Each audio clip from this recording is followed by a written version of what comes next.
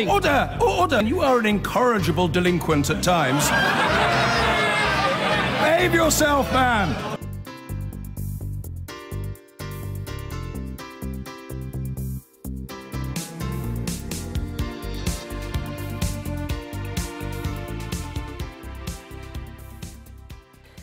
Let's talk first about the latest allegations concerning Labour MP Kelvin Hopkins in a moment. But first, new allegations have emerged about former Defence Secretary Michael Fallon. According to The Sun and The Mail, Mr Fallon made lewd comments to Andrea Leadsom, the leader of the House of Commons 6 years ago. He is also said to have made derogatory comments about other MPs and members of the public. The papers claim Mrs Leadsom went to the Prime Minister and her Chief of Staff Gavin Barwell with the information after Downing Street refused to investigate Sir Michael for inappropriate behaviour.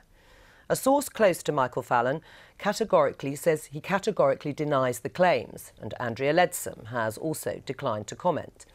In the last few minutes, Downing Street has issued a statement saying the leader of the House, Andrea Leadsom, did not and has not asked the Prime Minister to consider the position of Sir Michael Fallon when he was Defence Secretary. Ian Martin, let's try and unpick some of this if we can. If we take Michael Fallon, who resigned over allegations of impropriety, do you think Andrea Leadsom's comments that were leaked to the papers, we know not by whom, were the tipping point in that resignation?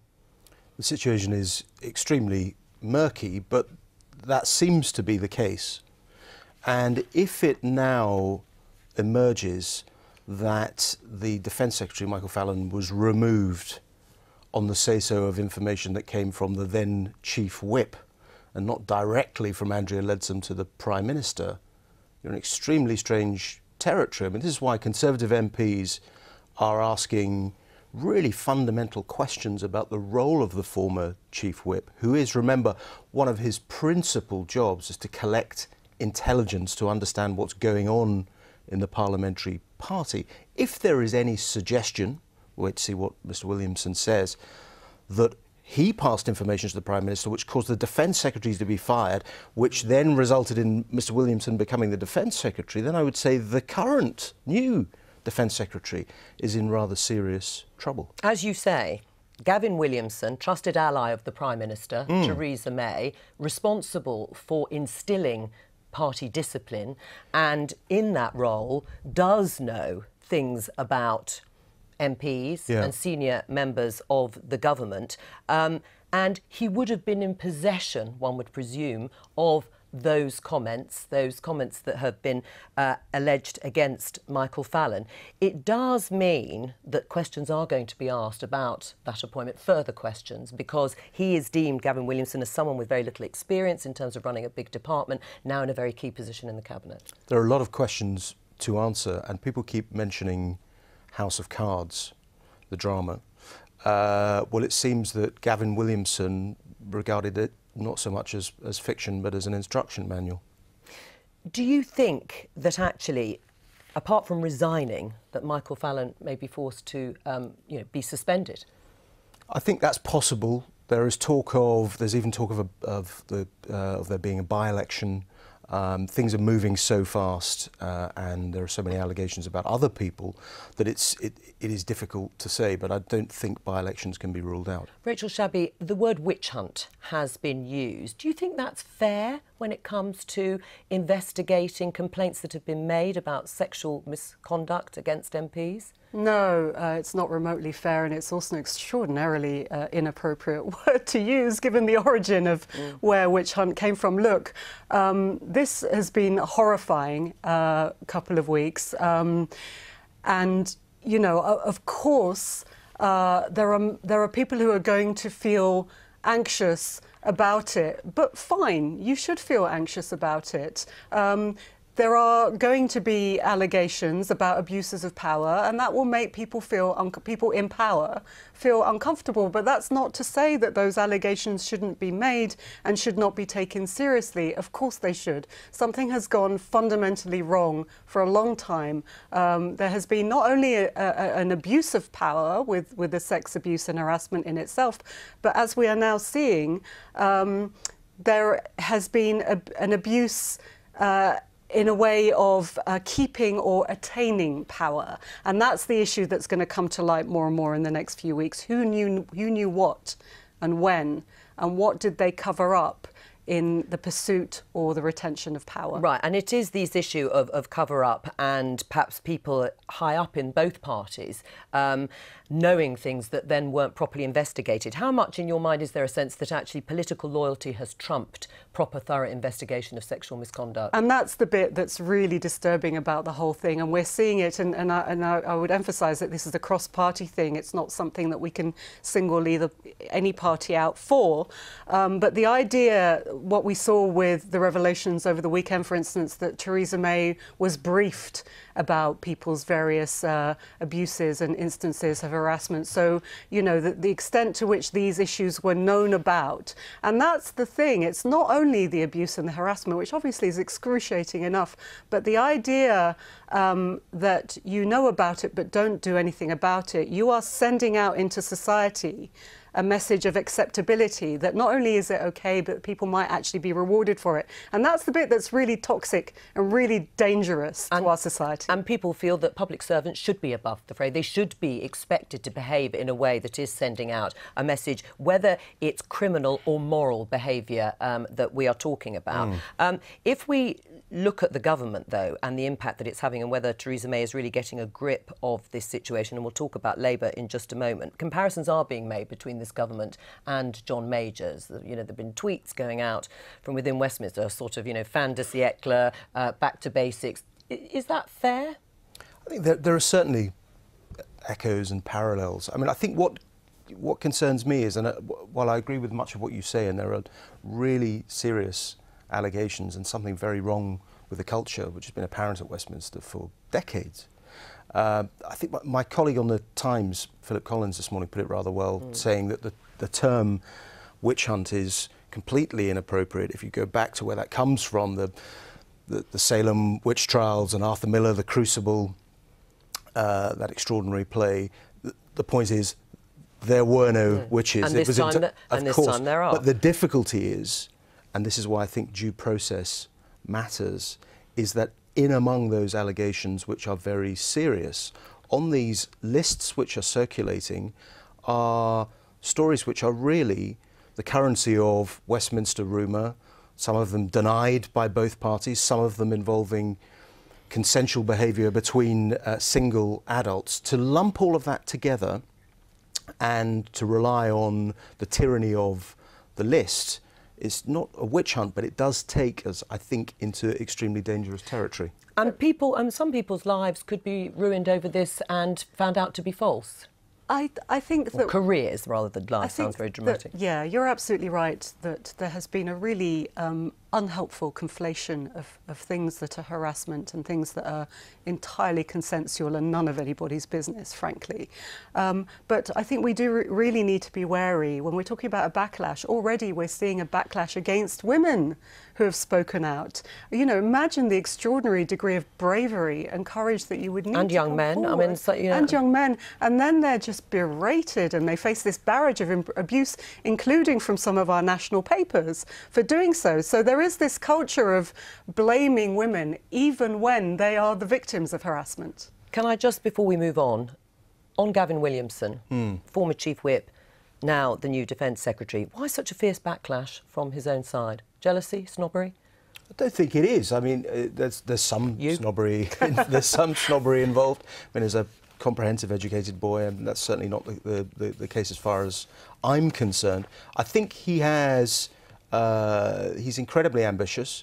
He's obviously bright and smart, but he's alienated quite a lot of his colleagues, which I don't think he or his friends realised. Part of that is to do with, remember what happened immediately after the general election, in which he was very closely involved in the debacle. he went off to Belfast to handle the talks with the DUP, which were really quite badly botched initially. And a lot of questions were asked about the way in which he handled that. He's also not really made a secret of his ambition, which is quite a dangerous thing to do in politics. Made a speech at the Conservative Party conference where most Tory watchers would say that's highly unusual for a chief whip to put themselves out front and centre. He was presenting the alleged brilliant new Tory intake and almost presenting himself, some people thought, as a potential leader. So he has made a lot of enemies, and I think it's probably discovering that and is probably rather surprised, I would guess. So a mistake by Theresa May to appoint him as I think defence. ultimately, and if what you mentioned at the beginning of the programme, as that is all unscrambled, I think it's going to get even more difficult. Well, as we've been discussing, there are more allegations concerning MPs published this morning. Labour are facing criticism that they failed to act over an allegation of sexual harassment. So what are the details?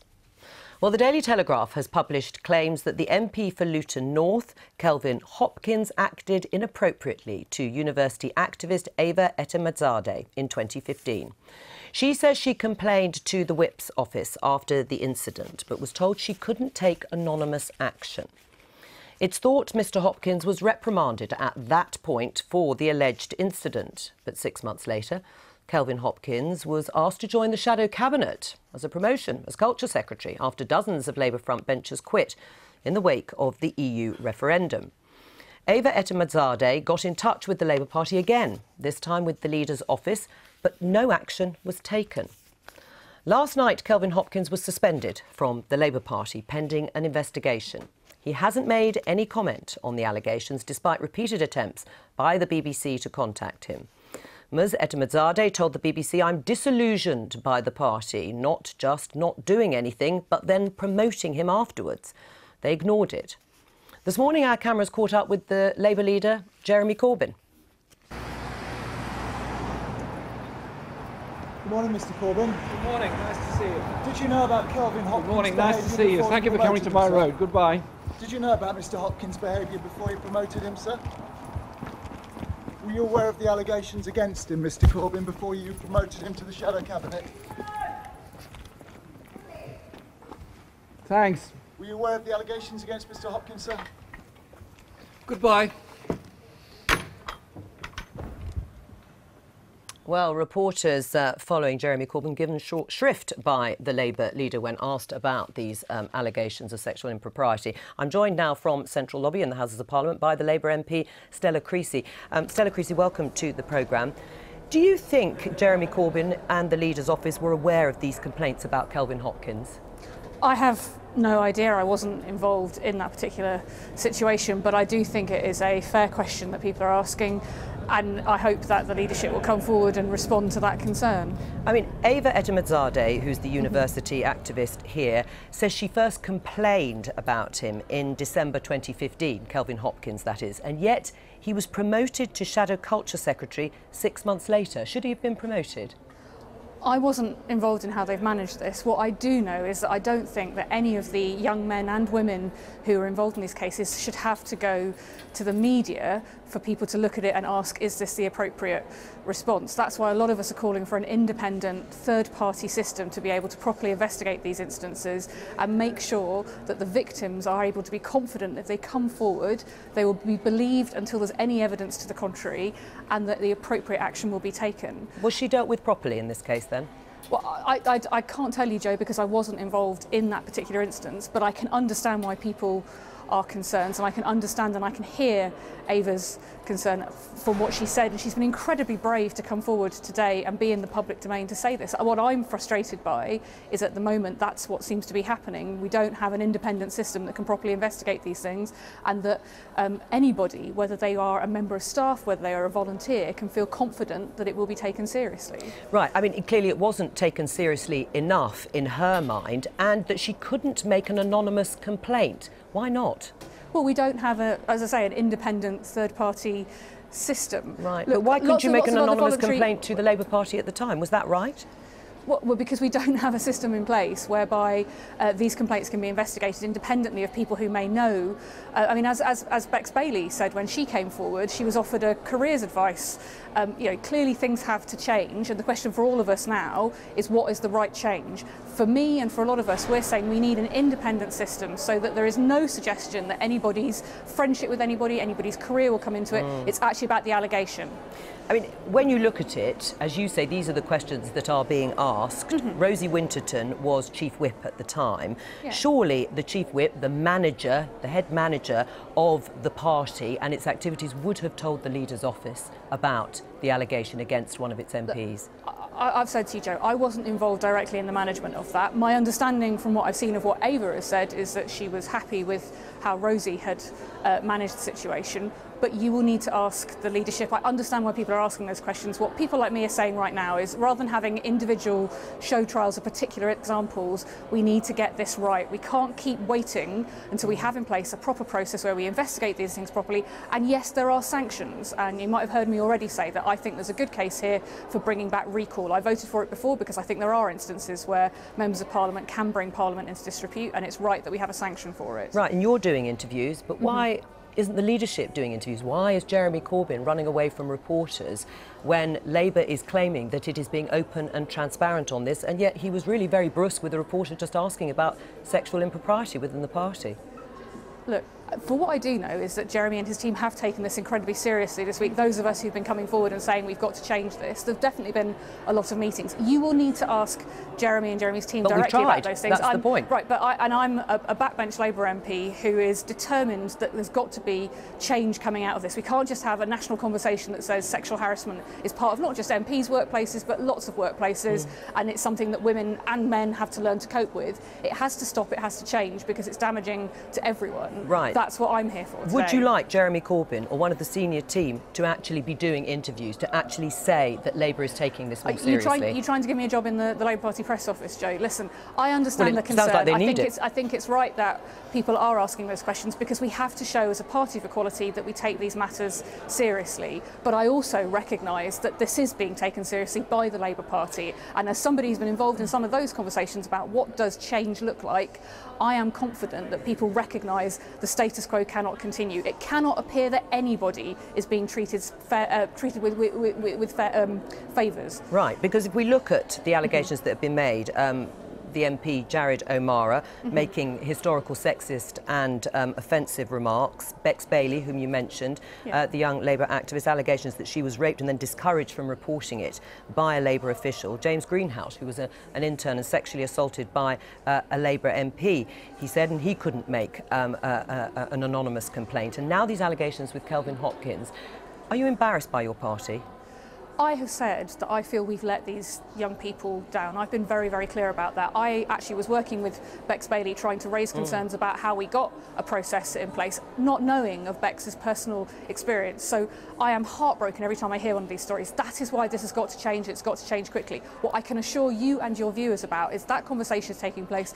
Many of us will push incredibly hard to make sure we get absolutely the best independent third-party reporting process, that there are proper sanctions, there is a proper process, so that everybody can be confident that when an allegation is made, it's treated seriously, so that it's a serious matter. Right, and you say you're going to guarantee that these news processes, this third party, are independent. Okay, Joe, what I can guarantee is that there are a lot of us who recognise just how serious this is and are determined to see it change and are trying to help come up with the processes, because as I say, show trials on the media isn't actually going to change the process so that people can come forward. What we need to have is proper independent third party. So what does that look like is the question, isn't it? Right, but as you have admitted, these people have had to come to the media to get these things brought to light in the first place. We don't have the Labour leadership actually willing to answer pretty basic questions on an issue that they say they are actually addressing.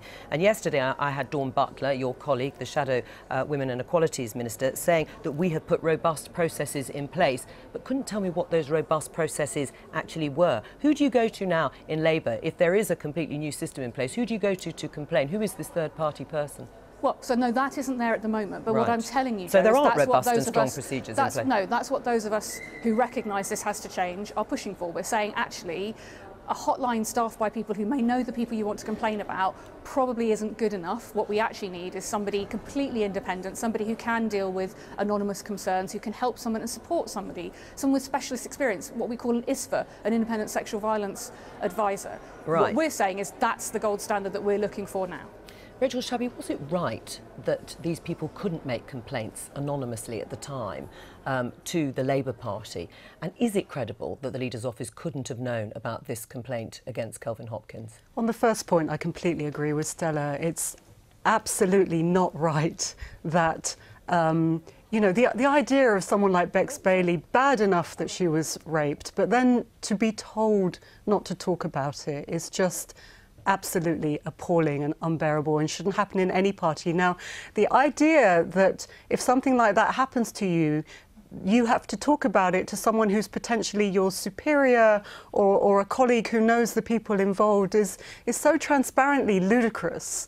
That obviously that has to go, you know, for all the parties. You can't have a situation where that is the procedure. That is not a robust procedure by any measure.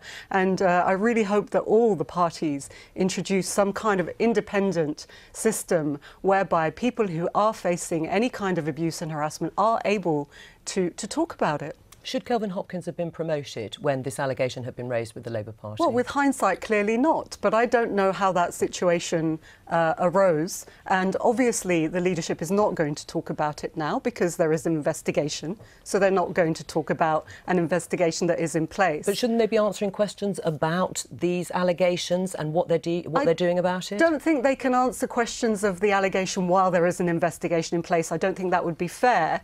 But definitely, the entire party should be addressing this issue of getting robust procedures in place urgently. Let's. I just want to go back to Stella Creasy because there was another report which you're probably aware of Jo Tanner on the Conservative side talking about an experience that she had, a very bad experience in one of the bars, you know, drinks being spiked. I mean, is this what's going on, Stella Creasy? Do you know of other people who've had their drinks spiked in bars in the House of Parliament? I know of countless women who've had their drinks spiked in society. Yeah, but I'm talking about in the House of Parliament. I don't know where of another example. I know what Jo's come forward to report is horrific. It's why this has to change, and it's why we have to take it seriously, and it's why, you know, frankly, people saying, oh, well, you know, we'll deal with it internally isn't good enough. And that's across all political parties, and it's across Parliament too. It's also across society. You know, the only thing that's different here in Parliament is there's behaviour here that if you did in some other workplaces, rightly, there would be a proper HR function, that it would be a disciplinary offence. That is missing, that has to change, but it's not just about Parliament, it is about our political culture. Stella Creasy, thank you very much. So I think we are going to be able to bring you part of the interview from the lady that we were talking about earlier who made a complaint against the Labour MP Kelvin Hopkins. And I think we're going to be able to play that to you now. Here is the young woman. The first incident happened on campus and he hugged me very tightly and rubbed himself against me. It made me feel extremely uncomfortable, and it was a revolting act. The second incident was in Parliament when I went to have a political conversation with him, and he told me that let's not talk about politics, do you have a boyfriend? And he also mentioned that, he also said that if nobody was in his office, he would have taken me there. I was absolutely shocked, and I wasn't really expecting that. And you brought your phone, there was a text message, or more than one text message. Yes, Tell me about that. So a few weeks after I refused to respond to his calls, he left that message saying that I'm an attractive, lovely young woman, and a man would be lucky to have me as a lover, and if he was young, but he's not.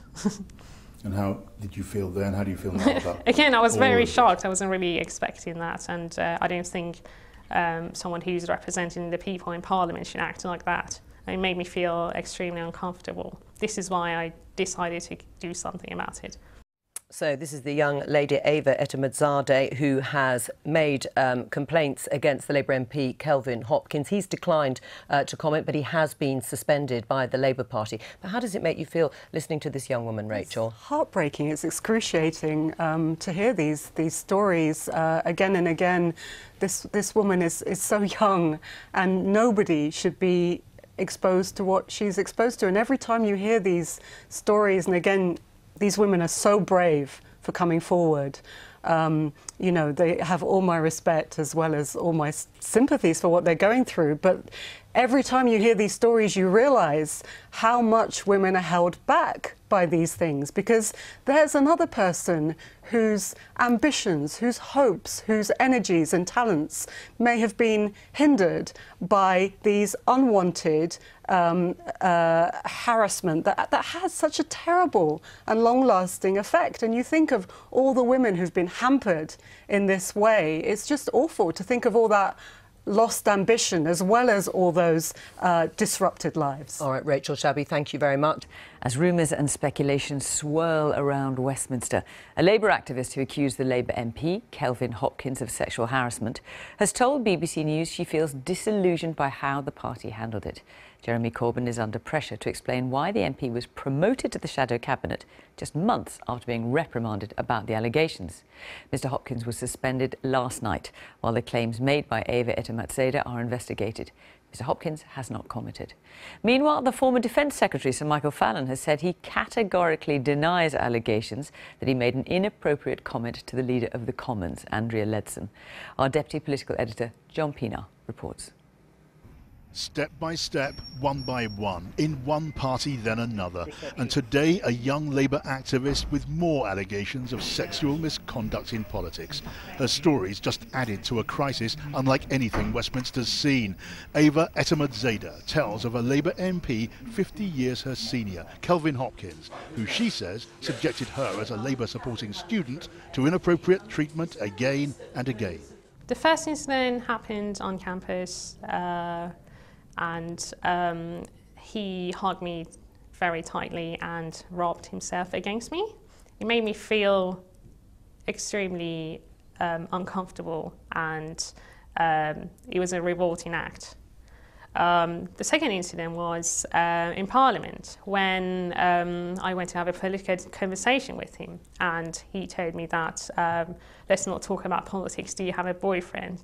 And he also mentioned that, he also said that if nobody was in his office, he would have taken me there. I was absolutely shocked. There were calls she didn't answer, then came the uncomfortable text messages. I'm an attractive, lovely young woman, and a man would be lucky to have me as a lover. And if he was young, but he's not. Kelvin Hopkins was reprimanded 2 years ago after she complained. Yet he was made a shadow cabinet minister when Jeremy Corbyn was facing a party mutiny and needed allies last June. Now the stories come out and he's been suspended from the party. There's an investigation, but his accuser is unhappy he was promoted at all. That made me feel very powerless and isolated and alone. Today, Jeremy Corbyn was in no mood to defend his position as leader in the whole affair. Thank you for coming to my road. Goodbye. Were you aware of the allegations against him, Mr Corbyn, before you promoted him to the shadow cabinet? No word from him or his office, though he knew about the reprimand and some, though not all the detail, and promoted Kelvin Hopkins anyway. Goodbye.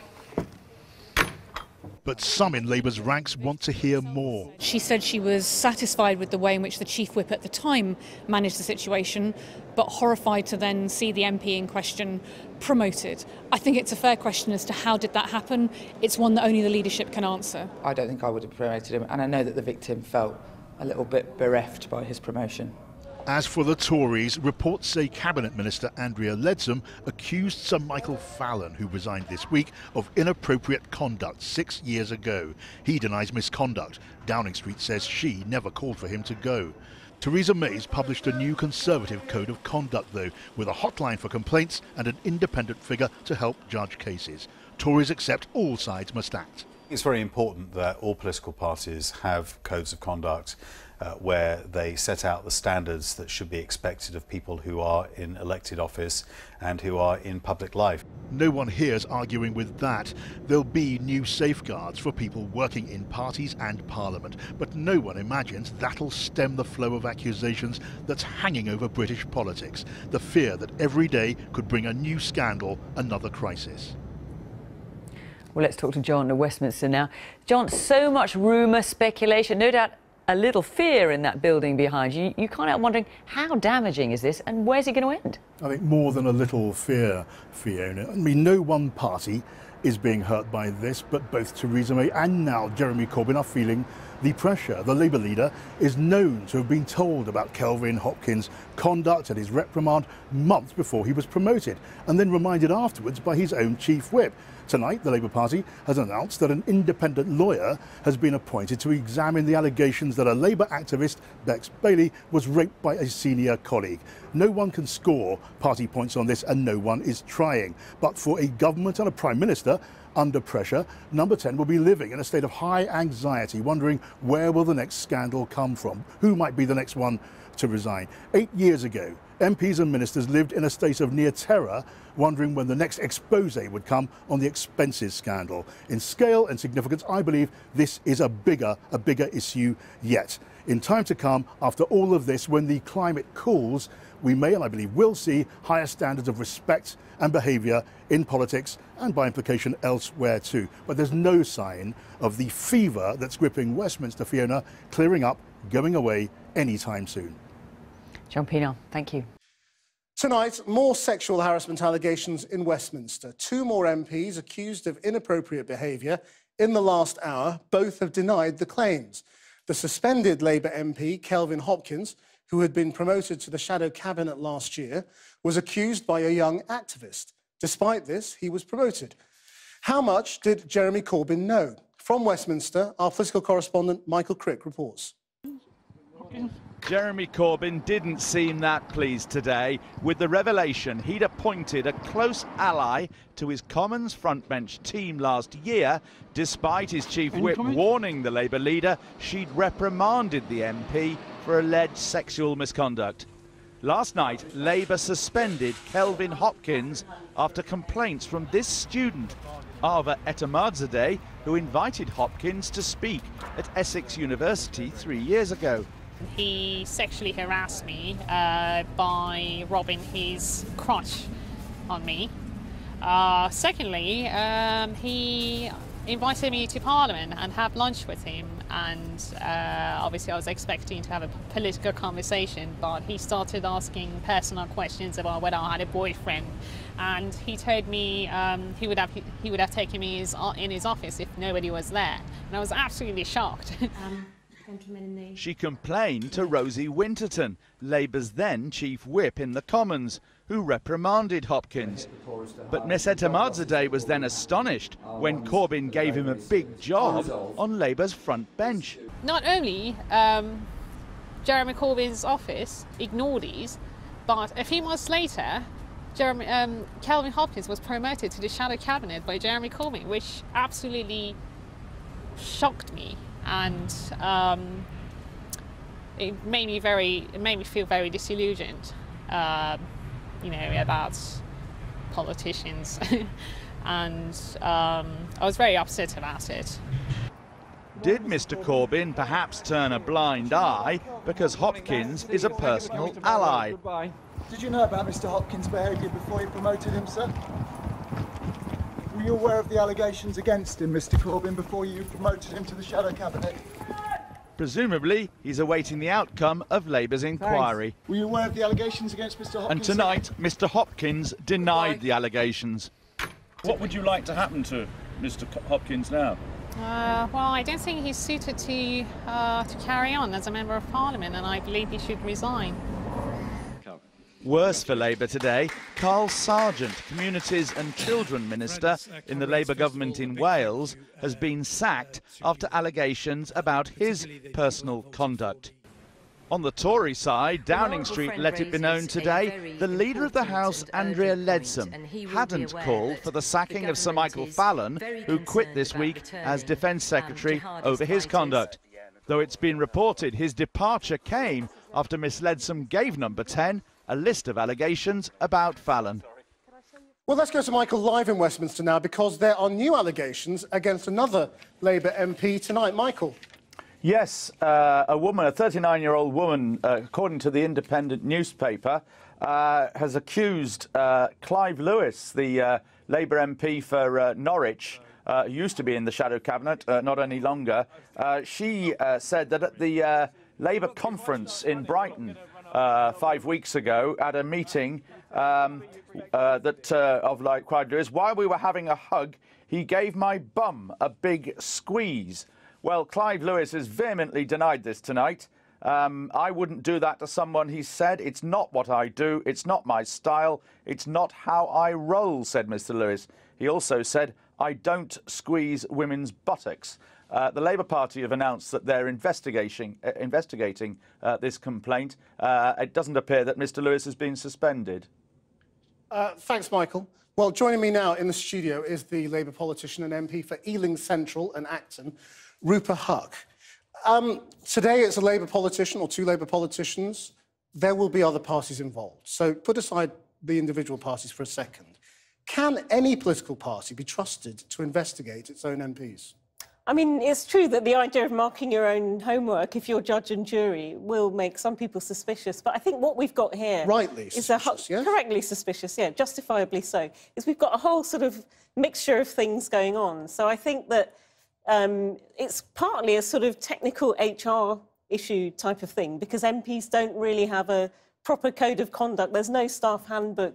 The fact that there are 650 of us, we're all employers in our own right. But this is the latest ones aren't about staff. This is about a member of the public. Yeah, you get. So you know, don't we need? Okay, but we've got MP standards that are a bit lax, if not non-existent. We've got the party layer as well. That they're very loyal, party animals. People don't want to dob their party in, and then you also have the whole culture of Westminster that kind of thrives on favours and things like that, and, you know, bullying as well is institutionalised, you could say, in Westminster. But Westminster has to set the example, doesn't it? Because this is everywhere. Exactly. I mean, every aspect of business, the arts, everything is having its own and you have it, outpouring. Maybe particularly in kind of employment where it's very insecure, where there's huge power imbalances, where there's the very, very powerful, and then there's what I mean is, in all these aspects of British life, the instinct of power is going to be to cover it up.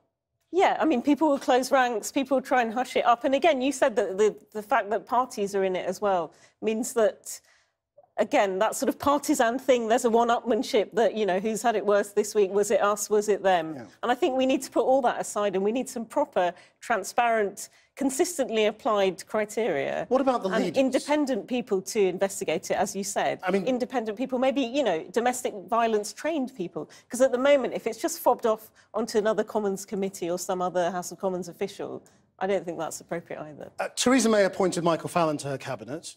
Jeremy Corbyn appointed Kelvin Hopkins. Do you agree that they should come forward now and say whether they were aware of allegations and what allegations they were aware of when they took these sorts of decisions? I mean, it does seem very odd in both cases that I think the Kelvin Hopkins one had an internal investigation and then he got promoted afterwards. Seems wrong, just instinctively. Why was that going on? The Theresa May one, I mean, I don't know. The Fallon thing, I've not been following. I've been in advice surgery, to be honest, Christian, and I was texted to come on this programme. Well, it's kind of so I don't know if there's more stuff that's come out. What I'm saying is, shouldn't they say whether they've been aware of any allegations against people in their own team, people they may have promoted?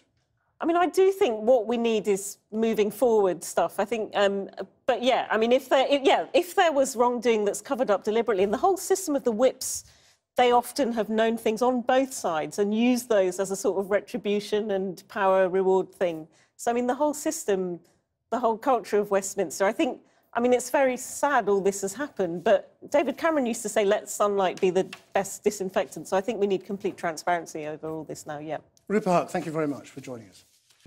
Our political leaders haven't enjoyed the best of public profiles these past few years, really from the days of the expenses scandal on. Some of the criticism has been justified, some maybe less so. But the relentless allegations of sleazy sexual behaviour and worse over the past week have surely dragged their collective reputation to a new low.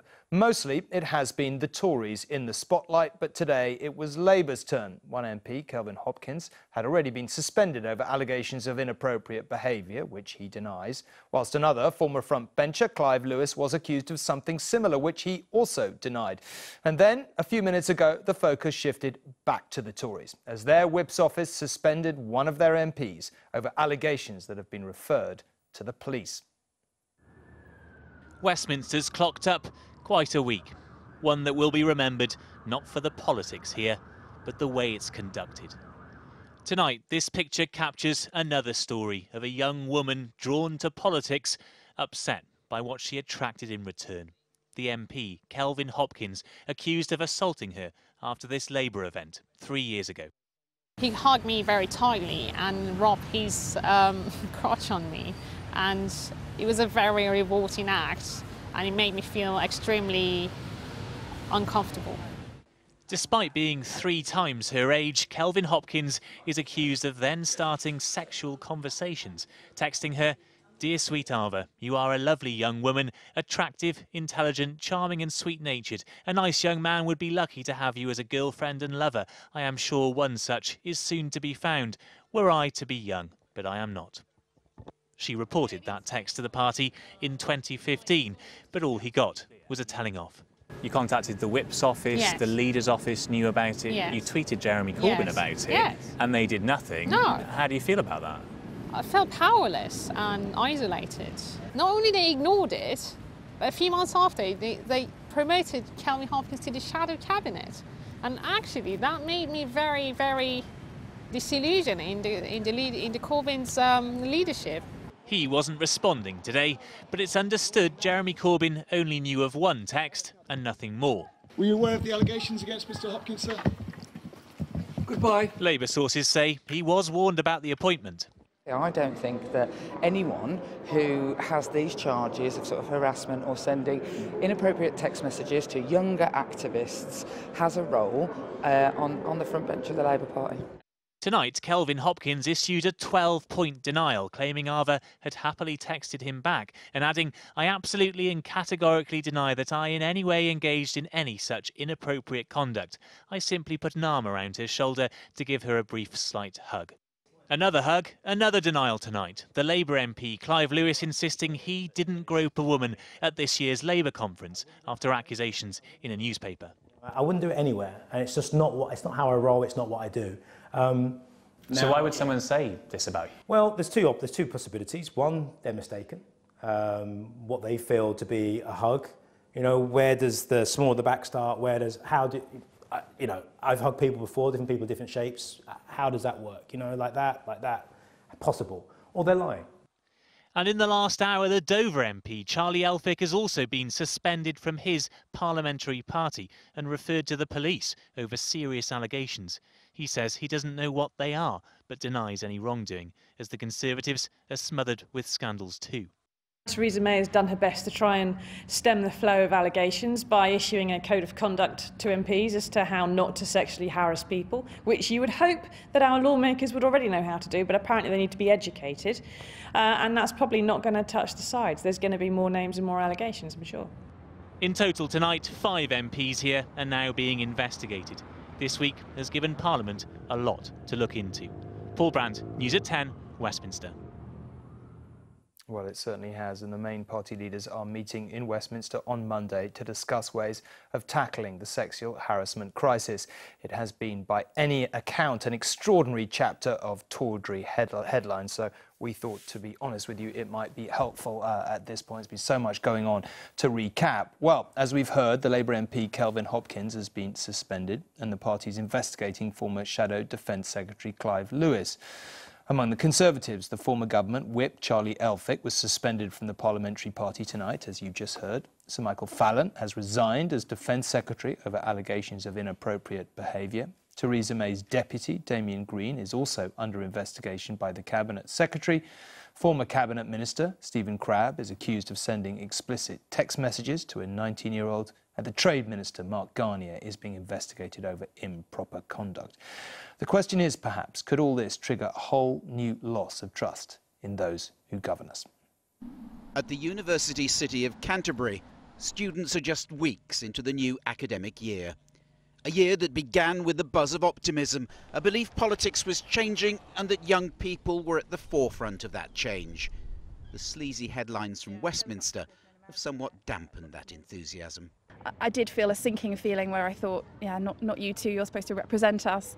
You know, we trust you with our country, with our money, with all of the things that we trust government to do, and that did feel let down. It is heartbreaking that, you know, a party, a group of people that I support and look up to, you know, would be involved in these things. I think this is something that hasn't really happened before, this many women admitting things that have happened to them all at one time. It's kind of very difficult for the media to ignore, I think. So I think it could make a real difference, but whether it's actually acted upon, whether it's kind of brushed under the carpet in a few months' time, it's hard to say. The professor of politics says young people, like his students, aren't going to accept the practices of the past. I don't think they're disillusioned with the whole political process on the back of this scandal. I think it just reinforces the perception that there's an older generation that thinks they can get away with stuff like this, whereas a younger generation finds it culturally wholly unacceptable. In Canterbury, like other towns and cities, you will find other views. At the Conservative club, some felt the attention being paid to these allegations bordered on hysteria. Just a little touch on the knee, touch on the shoulder, they call it sexual harassment. It's not. There are so many more important issues that we should be focused on, and they should be focused on, so it is detracting from what they should be doing in their day job. Not since the expenses scandal has the behaviour of those who represent us been held to such scrutiny. In years to come, students here will be able to read about it and judge whether it really was a turning point. Paul Davis, News at 10. And Paul Brand is here with me now. Paul, to be honest, this story feels like it's moving continuously, even accelerating. Yeah, it's pretty hard to actually keep up with this one tonight, Tom. So firstly, Charlie Elphicke, that is pretty big breaking news this evening, referred to the police. That is very serious indeed. Party whip suspended. He's tweeted tonight to say, the party tipped off the press before telling me of my suspension. I am not aware of what the alleged claims are and deny any wrongdoing. Now, I have to say, I did see his name on a list of MPs this week who were alleged to have carried out misdemeanours. Next to his name, it said he'd behaved inappropriately with female researchers. We don't know tonight that that's involved in any of these allegations that have been referred to the police. Also an apology tonight from the former Minister Ivan Lewis, who you remember from Gordon Brown's day. Now, he has said that he's sorry if he's done anything that's made women feel uncomfortable. He denies sexually harassing anyone, but there are some claims circulating in the press about him tonight. And overall, it does feel as though there's a bit of a backlash actually going on among some MPs. I was really struck there by Clive Lewis in my report. You know, he came straight over to the TV studios, really wanting to get that off his chest this evening. Kelvin Hopkins too, albeit a bit of a delayed reaction from him, issuing this 12-point statement where he really clearly laid out the way he felt that he had behaved, and he said he's happy to cooperate fully with this investigation. Quite punchy denials, as you say. Nevertheless, these allegations are continuing to come. A lot of them are very serious. How are the parties responding? Clearly, this is an issue for all of them. It's not just one of them. No, and look, this has torn the parties apart, hasn't it, Tom? And desperately tonight they're trying to rebuild themselves, I think, in a new image. So the Conservative Party today outlined its new code of conduct. The headlines there that it will set up a new hotline. It'll also have someone independent on its complaints panel to look at sexual harassment claims. And also the Labour Party today saying they will bring in an independent third party, probably a charity specialist, to look at these claims to help victims and advise them. That's because last night on News at 10, you'll remember we reported that their new code of conduct isn't particularly independent because it's staffed by people from the party. But look, you know, I think overall the message to take away tonight is that as much as it might seem, Westminster isn't stuffed full of sexual predators. I don't think that's really the case. The problem here, talking to victims, is twofold. It is power and it is procedure. It's the power games in Westminster. It's the lack of any real complaints procedure that leaves victims in the dark with nowhere really to take their complaints. I think that's been the breakdown of trust here in Westminster. And it is incredible, isn't it, Tom, how far we've moved in a week. Look, on last Friday, people were saying perhaps these are Westminster whispers. Tonight, I think it is a screaming scandal. It certainly is. All right, Paul, let's see where it goes over the weekend next week. But for now, thank you very much indeed. Well, it's been yet another extraordinary political day. It's so strange to see ideological debate between the parties replaced by talk of inappropriate, intimate touching. Like the expenses scandal, which saw new exposés day after day, this one is spinning well out of the control of party managers. Politics is struggling to find the words to cope with it. Take yesterday's story of Kelvin Hopkins. Jeremy Corbyn was asked about it this morning, but was unable to offer any comment.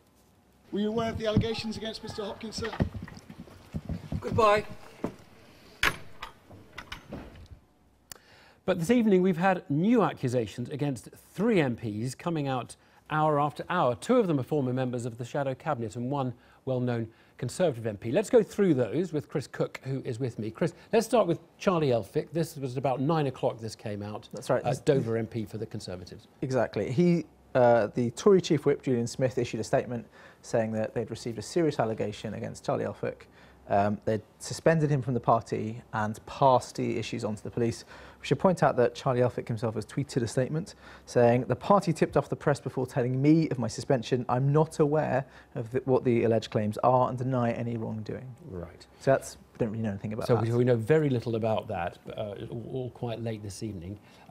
Clive Lewis, now he was pretty well known and indeed got into some trouble for using this phrase, "get on your knees, bitch," in a jokey way at a Labour Party conference event. Right, so there's been a further issue for him to deal with this afternoon I should say. A brief Labour Party statement said the Labour Party is investigating a formal complaint made today against Clive Lewis. Specifically, an activist said that she felt he'd sort of touched it inappropriately while having a hug at a party at the party conference last month. The same event, in fact, as the one I just referred to. Exactly. So, yeah, now, Clive Lewis came out very quickly after that. He went onto the news channel and he did deny it. This is what he said.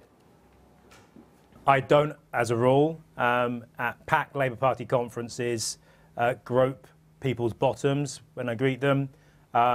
This, you know, it's just not how I roll. It's not what I do. Is the person mistaken? Have I kind of given them a hug and this has, you know, been misinterpreted? I don't know. But all I know is that I would not deliberately do that.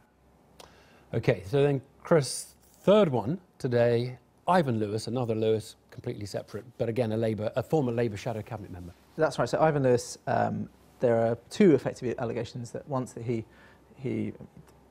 touched an activist's legs is the pinnacle of one of them, and the other is about his conduct as a minister at the Department of Health.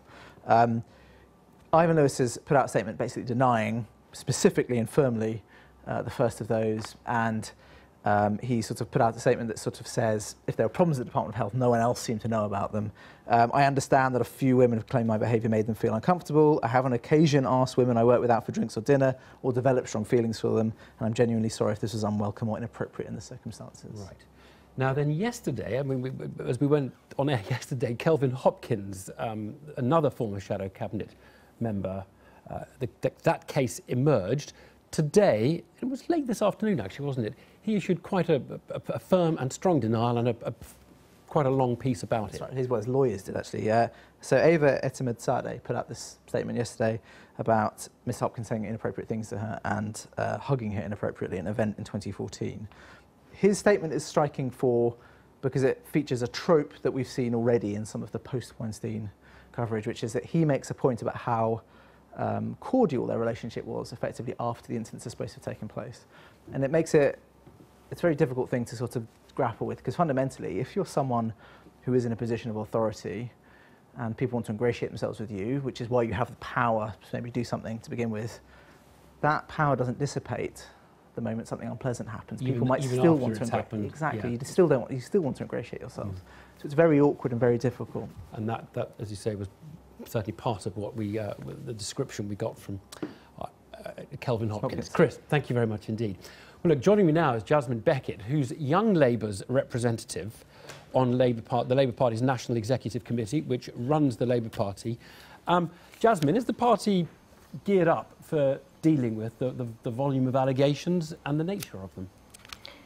Yeah, I mean, I think that we have a lot we need to improve. We've recently passed a new sexual harassment policy, which is a huge step forward for us, but it just doesn't go far enough. It doesn't introduce an independent body away from politics to deal with these complaints. So that's a huge reason why people haven't been coming forward, and that's something we need to re-look at as an NEC. And you actually wrote an email to the NEC and to Jeremy Corbyn today, and in it you said there are people who still don't want to complain. You said you know of more members want to complain but are not feeling able to do so, and you said these experiences are not rare.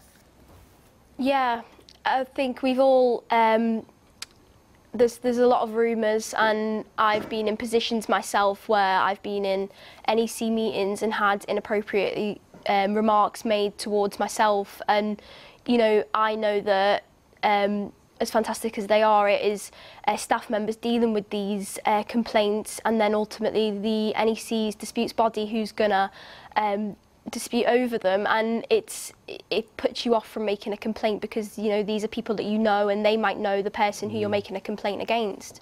Can I ask whether you think, because age is a factor, you represent Young Labour on the NEC, age is a factor in some of these cases.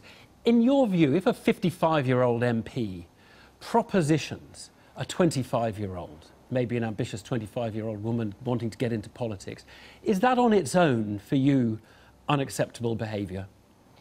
Yeah, I mean, I think, you know, it's clear that MPs and any elected officials in our party or in any political party are in positions of power, and if they abuse that power, then it's wrong and it shouldn't be happening.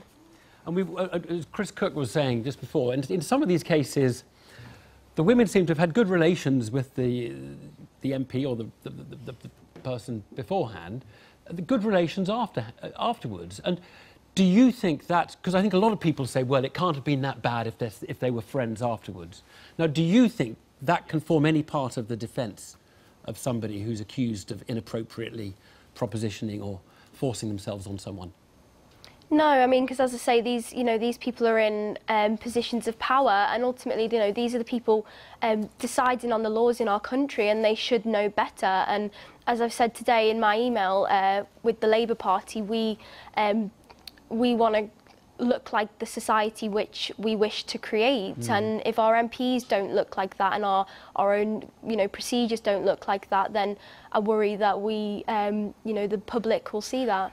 Jasmine, I mean, it's possible that there are going to be inquiries in a lot of these cases. It's often going to be one word against another. How do you tell whether Clive Lewis squeezed someone's bottom? Do you think we should default to always believing the woman, believing the victim in these cases? Because it is going to be very difficult, isn't it? I mean, if you don't... And in the past, people have always said we have not given sufficient weight to victims' testimony. Yeah, I think my go-to is to always believe, you know, those coming forward, because obviously if you get a lot of, you know, well, maybe it's not true, and it does stop people from coming forward, but then, you know, that has to be for the investigations panel to look at all these details, and ideally, you know, that's why we would have an independent body looking at those so we can ensure that the procedure is rigorous. Jasmine Beckett, thank you very much indeed. Thank you. Well, Ian Birrell is a former speechwriter for David Cameron, is now a contributing editor for The Mail on Sunday, writes for the newspaper as well. Ian, how big a crisis is this for our politics? I think this is a very big crisis. People have compared it to the expenses scandal, but I think actually it goes much beyond that. This is not a party political issue, it's a political issue. It gets right to the heart of our culture and our society. What we're seeing here in Parliament is a glimpse of a problem which too many men in powerful positions think they can abuse their positions, and too many women are having their careers dented, their confidence ruined, are having their aspirations to engage in the political system devastated and destroyed. And this is a culture that has to change. And this actually might prompt a bigger change than the expenses scandal did. Obviously, that led to reform of an expenses system. This might change a whole kind of way of life in the Commons, really. Sure, the hope is out of this mess emerges a more sensible system, both in the running of the Commons, in the career structure, but also it's really about attitudes in the heart of society. And that's what I think has to be drilled down and not forgotten. It's about women who are having their lives devastated in this way, and it's about men abusing it, and that's what's got to be tackled. In a raw party political sense, does this crisis Does it bring an election closer? Does it remove the government's, working majority with the Ulster Unionists? I think we don't know yet. We're in the foothills of it. We're only just beginning. Every day there's an astonishing development, or developments like today. If some of the stories, if the Labour leader has knowingly promoted someone who they knew had been accused justifiably, which we don't know yet, but if that is the case, then that raises very serious questions as to whether Jeremy Corbyn is fit to be Labour leader. If Theresa May has been engaged in cover-ups also, there's questions there. If she loses MPs, if you're not fit to be in the cabinet, I don't quite understand how you're still fit to be an MP. These are really profound questions which need to be dealt with and solved. We may get a slew of by-elections, for example. It may be, and I think ultimately it's about principles. It's not about raw party politics. There's principles here in which it's about equal rights for 50% of society. In a way, we are. We're at a very crucial time in other respects than this. Obviously, with Brexit, Parliament and the government have to make some very difficult decisions over the next couple of years. And the politics is just losing authority, isn't it, from this? Yeah, I think it's an absolute body blow for politics after what's happened, the lack of faith, the lack of trust, the economic woes, etc. It's one more body blow in a very divided country with a pathetically weak Prime Minister and a political system which is not trusted by a lot of people. With these divisions in society, it couldn't be worse timing. But that mustn't get in the way of resolving these really critical issues. Ian Birrell, thanks very much. Thank you. Now, one other story in tomorrow's papers before we move on, because The Sun carries a headline claiming that Chris Evans, the BBC Radio 2 DJ, exposed himself to a girl for 2 years, and that the BBC won't probe sex bullying, in their words. Now, we've asked the BBC what they make of this. They gave us a statement. We take these issues very seriously and are committed to dealing with matters responsibly and fairly when they're raised with us. They said they wouldn't comment on individuals, but wanted to stress that the matters do not relate to a BBC programme, date back more than 20 years, and that The Sun has published this story before, and that in 2016 the police investigated and concluded there was insufficient evidence. Now, a month ago, we first went on air just as the allegations surrounding Harvey Weinstein were beginning to come to light in Hollywood. Over the past 4 weeks, we've witnessed the downfall of Hollywood stars, the resignation of a senior cabinet minister, and at the last count, 6 more MPs under investigation. So, in our last show of the series, where are we now? Is this a watershed moment or a witch hunt? First tonight, though, let's take a look at tomorrow's front pages. First up, the Daily Mail asks, did Leadsom knife minister to save her job, claiming Andrea Leadsom accused former Defence Secretary Sir Michael Fallon of sexual harassment because she was facing the axe. And The Times says Number 10 was told of a new sex allegation about Sir Michael just hours before his resignation. In the paper, he says the claims are untrue and libellous. Harry Cole, let me start with you this evening. What do we know about Sir Michael Fallon and these new claims, potentially? Well, it's all becoming quite clear to why both the Prime Minister and Michael Fallon came to the conclusion that his cabinet career was over earlier this week. We ran a story on Tuesday, which some people suggested wasn't particularly major, touching of the knee. The person involved said that they didn't consider it to be an assault. However, we were well aware that there would be other things that would come forward, and they have. We're getting into the total fallout about it now, but Mr. Fallon, Sir Michael Fallon, told us today, we've got the same story, that there was another allegation, now a third allegation, that it was of a serious nature, put to Number 10, and when Sir Michael was confronted with it, it was all part of the reason that he made his somewhat shocked decision at the time to resign. So that might have been the final thing that pushed the I Prime think Minister. it was part of the package. As we say, he strongly denies this at the moment, says it's libellous. Susie Boniface, let me bring you in on this. You know, tonight there are also stories about a Tory MP allegedly pressurising someone to go on a date. We've also heard about a Labour MP accused of giving someone a hug at this year's conference and then squeezing their bottom. I mean, is this becoming a witch hunt now? No, because witch hunts were the organised murder of women who had no capability of committing the crimes they were accused of. They were entirely 100% imaginary. What you've got here is very rough justice in the court of public opinion.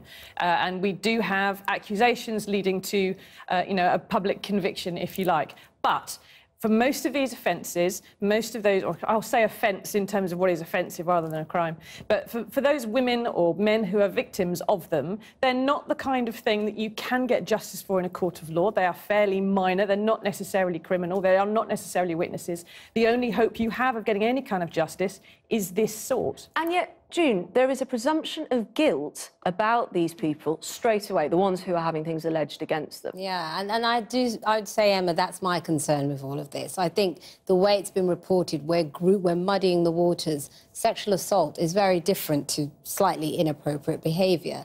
And inappropriate behaviour should be dealt with in the workplace. That's what disciplinary action is for. And so I think we have to be very careful in terms of how we talk about Harry, this let me stuff. bring you back in specifically on also a Conservative MP this evening has been suspended, Charlie Elphicke. If we could just talk about that for a moment, because he said the first he heard of it was from the press. Well, that will all come out in the wash, but these are allegations of a serious nature, enough to make the party phone the police. And I think this is a real sign, actually, that the Tory party are beginning to get very, very worried about this. They may, you know, Charlie Elphicke may be irritated if that is the case, that he wasn't alerted. I think he probably knew that something was coming. The fact is, they are clearly very worried. Their new chief whip is clearly getting his broom, getting his stick out, and you know this sort of stuff isn't going to be tolerated.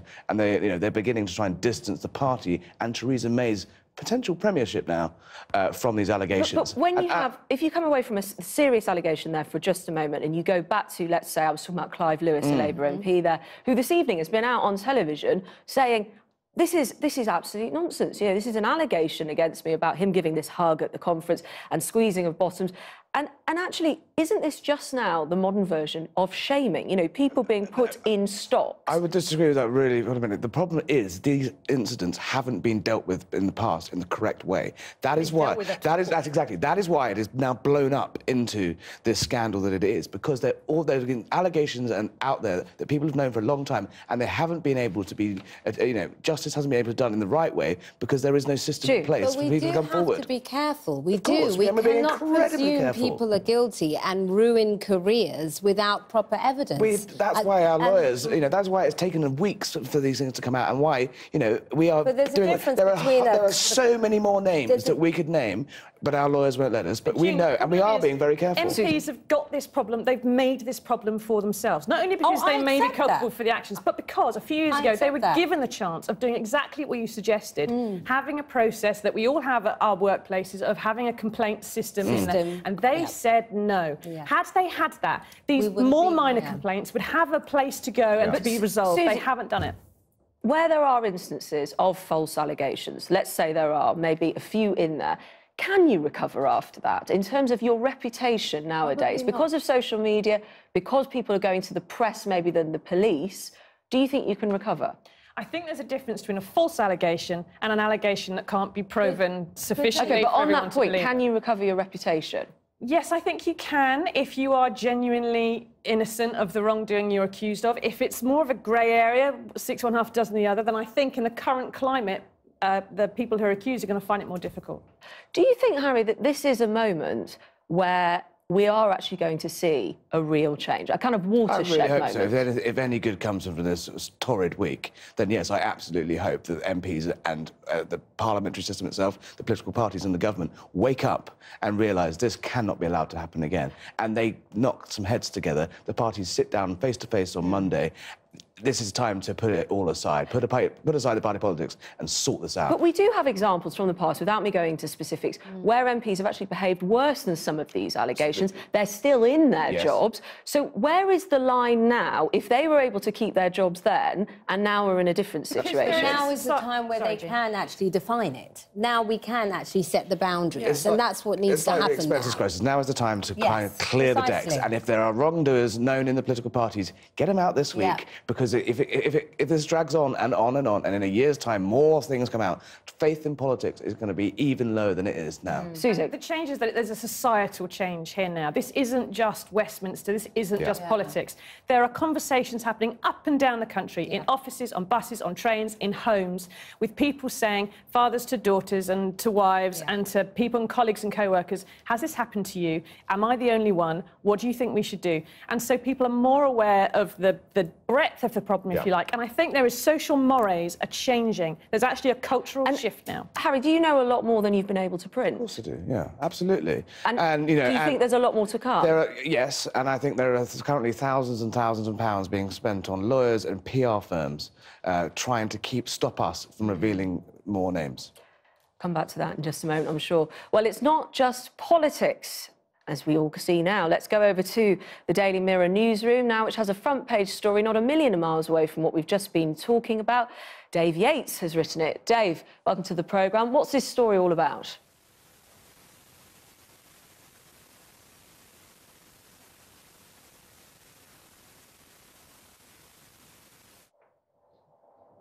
All right, Dave, if we can, we'll bring you in.